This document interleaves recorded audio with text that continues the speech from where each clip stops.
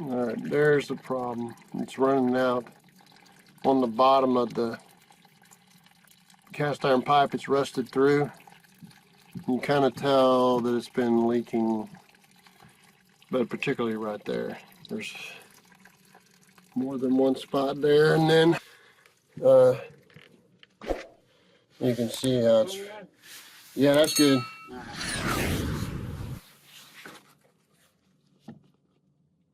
Rusting through. So I guess we're gonna have to replace that. All right, so we've set a couple of piers.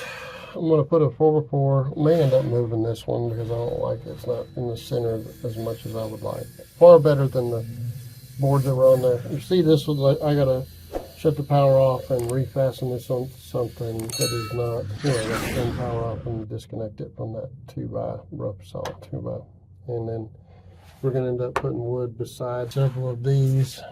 I think this one's got some damage too. So lots of fun.